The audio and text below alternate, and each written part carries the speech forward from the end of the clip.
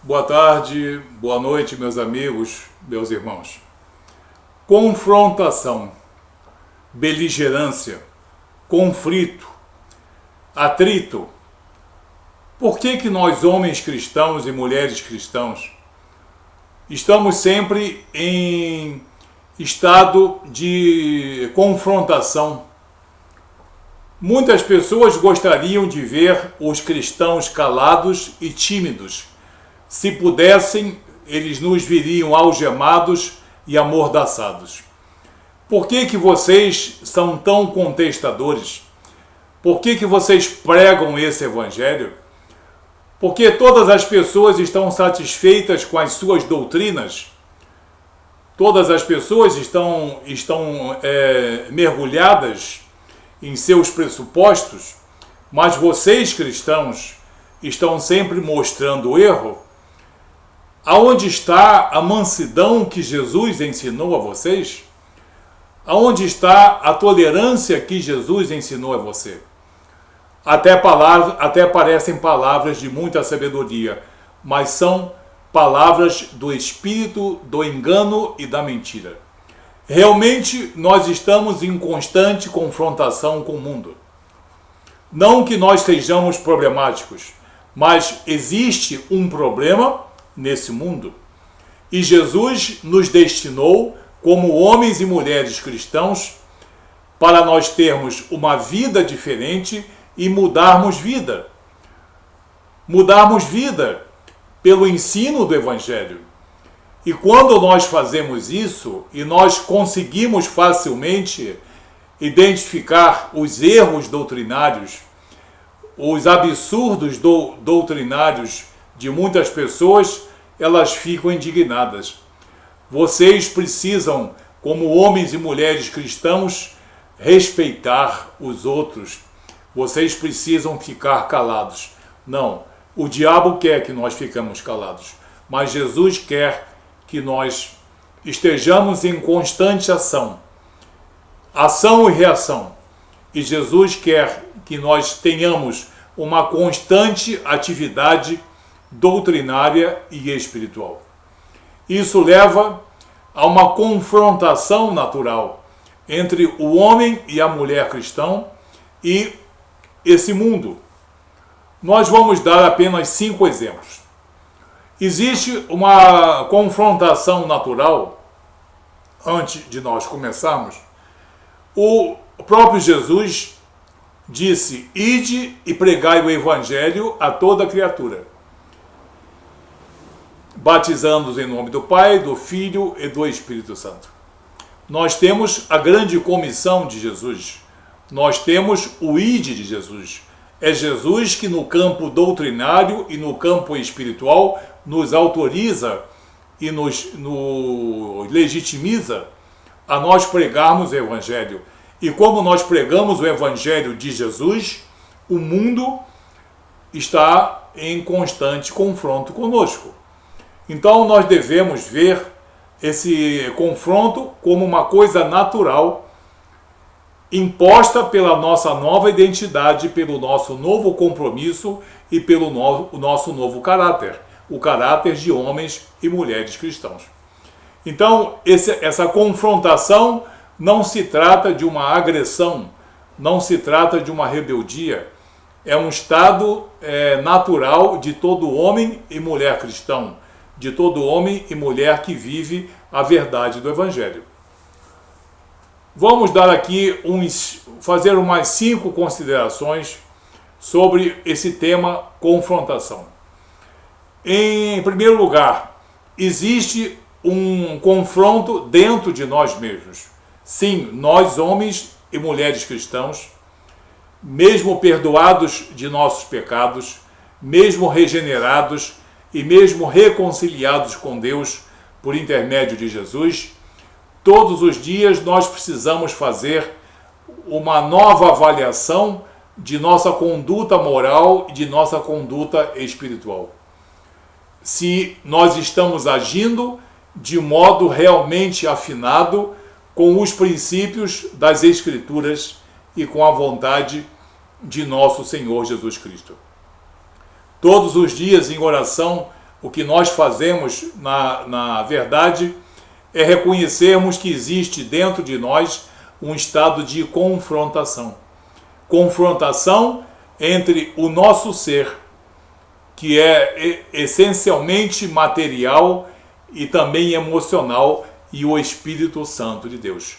Isso mesmo nos homens e nas mulheres cristãs, mesmo nos homens e nas mulheres salvos. Há um confronto, então, dentro de cada um de nós cristãos. O apóstolo Paulo, em Gálatas, no capítulo 5, verso 17, nos fala muito bem sobre isso. Porque a carne milita contra o espírito, espírito aí com E maiúsculo. A carne milita, a carne cobiça contra o espírito, e o espírito contra a carne. E estes opõem-se um ao outro. São oponentes, são opostos. Eles se confrontam, para que não façais o que quereis. Então, todos os dias, nós, homens cristãos, imaginem as pessoas que não são cristãs. Todos nós cristãos, todos os dias, temos um confronto dentro de nós, para nos afinarmos com as recomendações das Escrituras e a vontade de Jesus e a vontade do Espírito Santo de Deus. Então, há um confronto dentro de nós, mas um confronto sadio, é um confronto natural, é um confronto que faz parte do nosso desenvolvimento moral e espiritual em direção à vida eterna. Em segundo lugar, nós nos confrontamos com esse mundo, sim, mas por que vocês, cristãos, não se jogam nas mãos de qualquer doutrina ou de qualquer ensinamento? Por que vocês, cristãos, estão sempre em conflito com esse mundo? Por que vocês não vivem, digamos, contextualizados? Muito obrigado, nós não aceitamos essa oferta. E por isso nós nos confrontamos com esse mundo todos os dias. Nós nos confrontamos porque aquele que habita em nós não habita nesse mundo. Porque o Espírito Santo de Deus que habita em nós nos fortalece. Mas aquele que anima o mundo, chamado o príncipe desse mundo, Belzebu ou Satanás, o pai de todo engano e de toda mentira, esse domina o mundo, mas não nos domina. Por isso existe um estado de confrontação natural entre todo homem cristão e esse mundo. O apóstolo João, em 1 João, capítulo 5, versículo 19, diz: sabemos que somos de Deus. Então já ficou bastante claro. Sabemos que somos de Deus. Somos forjados por Deus, somos propriedade de Deus. E que todo mundo está no maligno. Sim, todo o mundo está mergulhado no maligno. Com as suas virtudes, com o seu virtuosismo, com as suas obras, mas o mundo está dominado pelo maligno, que gera toda essa violência, toda essa injustiça que nós vemos por aí. Então, existe um confronto natural entre o homem cristão e os padrões desse mundo. Quando nós vemos todos os dias, quando nós ouvimos as atitudes e o discurso das pessoas nesse mundo, nós vemos bem que existe um confronto natural entre o espírito que nos anima e o espírito que anima esse mundo. Em terceiro lugar, nós somos forasteiros. Como forasteiros que nós somos, nós estamos deslocados, um tanto sem chão, digamos assim. É como se você desembarcasse como clandestino em um país estrangeiro, sem falar aquela língua, sem conhecer nada dos seus hábitos e dos seus costumes e sem nenhuma sem nenhuma identidade, digamos, regional. Assim somos nós, homens e mulheres cristãos. Nós somos forasteiros nesse mundo. Sim, porque nós temos uma nova identidade. Nós temos uma nova origem, um novo compromisso. As nossas decisões são diferentes. O nosso discernimento é diferente.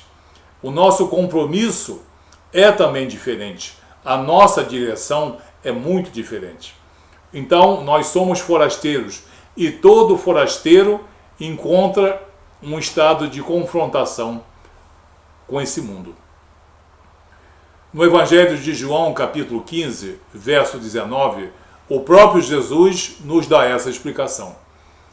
Se vós fosseis do mundo, o mundo amaria o que era seu.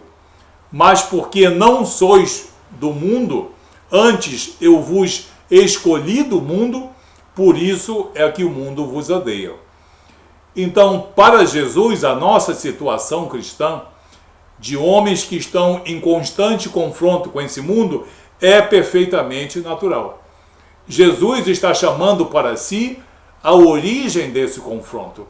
Ele, Jesus, a sua obra superlativa e a nossa identidade nova nele, Jesus, é que é a causadora dessa condição que nós temos de forasteiros. Nós somos forasteiros nesse mundo, graças a Deus. Em quarto lugar, o mundo rejeita o reconciliador. Só existe um reconciliador. Só existe um mediador entre Deus e os homens, Jesus Cristo. E é Jesus Cristo que nos reconcilia. Não existe doutrina, seita ou ensinamento doutrinário que possa reconciliar o homem com Deus. Somente Jesus, que é o nosso reconciliador. Somente Jesus, como Senhor e soberano, é aquele que tem poder e legitimidade para nos apresentar de modo digno perante o Pai. Ele é o nosso reconciliador. Sim, Jesus Cristo, o Senhor e soberano Jesus Cristo, é o nosso soberano, é também o nosso reconciliador com Deus. E a nossa fé é uma fé de reconciliação com Deus. E o mundo rejeita esse reconciliador. Aceitam ele muitas vezes como mestre. Aceitam os seus ensinamentos, que sejam convenientes a uma doutrina A, B ou C, mas não o aceitam como aquele que nos reconcilia com Deus. Porque se aceitassem aquele que nos reconcilia com Deus, seriam obrigados a aceitá-lo como Senhor e soberano. Mas eles relutam em aceitar a Jesus como Senhor e soberano. Então, eles não admitem uma reconciliação com Deus por intermédio de Jesus. E se eles negam nesse mundo aquele que nos reconciliou com Deus, surge em decorrência natural dessa recusa do mundo um estado de confrontação entre o nosso espírito e o espírito desse mundo. No Evangelho de Lucas, capítulo 9, no versículo 58, o próprio Jesus disse: as raposas têm os seus covis e as aves dos céus têm os seus ninhos, mas o Filho do Homem não tem aonde reclinar a cabeça. O Filho do Homem, Jesus Cristo, com toda a sua virtude, com toda a sua paz, com toda a sua mansidão, ele afirma de modo constrangedor para o mundo e para essas doutrinas outras. O Filho do Homem disse que esse mundo não tem nada de bom para oferecer. Jesus disse: eu não tenho aonde encostar a minha cabeça, porque eu sou o Filho de Deus, eu sou virtude pura, eu sou santidade pura, eu sou o Espírito puro, e nesse mundo não existe lugar para mim, e não existe lugar onde eu possa encostar a cabeça. Então você vê quanta gente mente nesse mundo, né? Quando ensina que Jesus gosta disso, gosta daquilo. Jesus disse: esse mundo está em confronto comigo e eu estou em confronto com esse mundo. Ele mesmo disse: eu não vim trazer a paz, eu vim trazer a dissensão. Então fica muito bem claro que não é um problema de homens e mulheres cristãos, não é um problema gerado por homens e mulheres cristãos intolerantes. É o próprio Jesus que afirma essa incongruência entre a vontade dele, Jesus, e a vontade desse mundo. E em quinto e último lugar, o mundo adultera a verdade. O que é a verdade? Quando Pôncio Pilatos olhou para a face de Jesus e disse: o que é a verdade? Jesus não disse nada. Mas, ao não dizer nada, ele fez o mais belo e o maior discurso do mundo. Porque Pôncio Pilatos, o grande, poderoso romano, estava perante a verdade, mas não conseguia vê-la, não conseguia identificá-la. Porque essa verdade estava sendo rejeitada pelo mundo e rejeitada também por ele. Então, o mundo adultera a verdade, e a verdade é Jesus Cristo crucificado, Jesus Cristo ressurreto e Jesus Cristo glorificado. Essa é a grande verdade. É a grande verdade que muita gente nesse mundo fala todo dia em Jesus. Falam em caridade, mansidão, benevolência e perdão. Ah, mas quando vocês cristãos falam nesse Jesus crucificado, nesse Jesus ressurreto e nesse Jesus glorificado, nós ficamos alheios a isso. Então fiquem alheios à verdade. Então, o mundo adultera a verdade. Por isso, como nós vivemos nessa verdade e o mundo adultera essa verdade, surge uma confrontação bastante natural, bastante evidente entre o nosso proceder e também o proceder desse mundo. O apóstolo João, em 1 João capítulo 4, versículo 1, diz: amados, não creiais em todo espírito, em todo ânimo, não é, digamos, espírito, nem muito menos espírito desencarnado, por favor, é o espírito da pessoa que muitas vezes profetiza ou proclama, ou discursa sobre um certo assunto. Amados, não creiais a todo o espírito, mas provai se os espíritos são de Deus. Porque já muitos falsos profetas se têm levantado no mundo. Muitos falsos profetas se têm levantado no mundo. Não é coisa nova, é coisa bastante antiga. Gente trazendo novidade doutrinária. Ah, eu vos trago uma nova salvação, eu vos trago uma nova reconciliação com Deus, eu vos trago um novíssimo evangelho, eu vos trago uma novíssima concepção de Deus. Mentira, falácia, espírito de Satanás. O mundo adultera a verdade. E por isso o mundo, não conseguindo viver nessa verdade, cria uma situação tal de confrontação natural entre os homens e mulheres que vivem na verdade e os homens que vivem no engodo. Assim, nós vemos esses 5 exemplos de uma confrontação. Não uma confrontação no sentido de agressão, de falta de juízo ou de um distúrbio de, digamos, comportamento. É algo no campo espiritual, é algo no campo doutrinário, promovido pelo próprio Jesus, promovido pelas próprias Escrituras, pela própria verdade que está em nosso Senhor Jesus Cristo, que nós sabemos que Ele é o Senhor e soberano, e por Ele ser Senhor e soberano, e sendo esta a grande verdade, Ele é repudiado por esse mundo e surge um confronto natural com esse mundo. Então, viva a sua vida cristã, se aprimorando todos os dias perante Deus, em santidade, em devoção, em bom exemplo de vida, baseado nas Escrituras Sagradas e sabendo que apenas esses 5 exemplos, e são muitos exemplos, apenas esses 5 exemplos nos dão uma boa ideia de que por que nós, homens e mulheres cristãos, andamos em constante conflito com esse mundo. Esse conflito é decorrente da nossa nova identidade, do nosso novo caráter, do nosso novo compromisso. E essa identidade, esse caráter e esse compromisso estão assumidos pelo próprio Jesus. Amém? Que Deus abençoe você. Até o próximo vídeo. Muito obrigado.